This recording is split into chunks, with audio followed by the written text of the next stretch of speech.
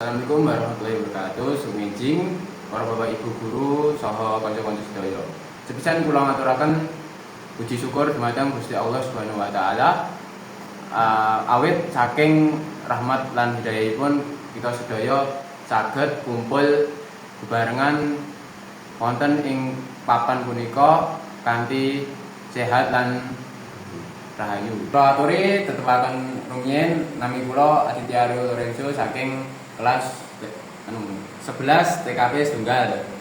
Ing dalem menika kula badhe ngaturaken sesorah kanthi tema upacara adat larung ari-ari. Kanca-kanca sedaya, larung ari-ari punika salah satu galipun upacara adat masyarakat Jawa sing ditindakake sawise bayi lair.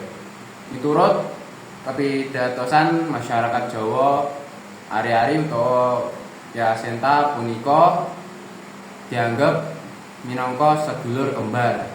Bayi sing kudu dipangurmati lan diperlakukan kanthi becik. Biasane upacara larung ari-ari ditindakake kanthi cara ari-ari dibungkus nganggo kain putih, diwenehi kembang, banjur dilebokne ing kendi. Sakwise kuwi ari-ari kasebut dilabuh utawa dilarung menyang kali utawa segara.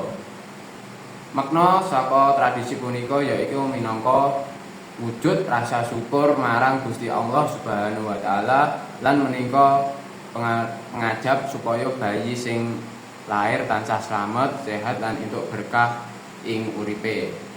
Saliyane iku upacara larung ari-ari juga nggambarake rasa tresna lan kepedulian wong tuwa marang anake.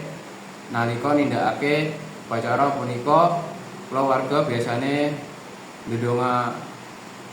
ndedongake supaya bayi tuwuh dadi bocah sing bener, manut lan migunani tumrap masyarakat.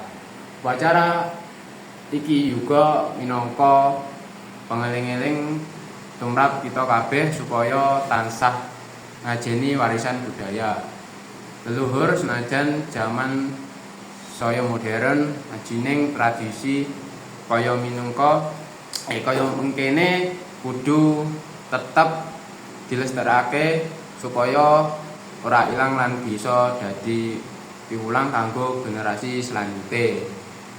Kanca-kanca sedaya, saka upacara larung ari-ari kita bisa sinau mengenai rasa syukur, hormat marang Gusti Allah lan nguri-nguri kebudayaan Jawa. Mula saka kuwi ayo padha ngajeni lan njaga tradisi iki minangka bagian saka jati diri bangsa.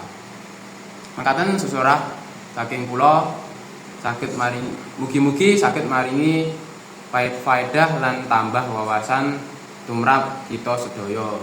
Matur nuwun. Wassalamualaikum warahmatullahi wabarakatuh.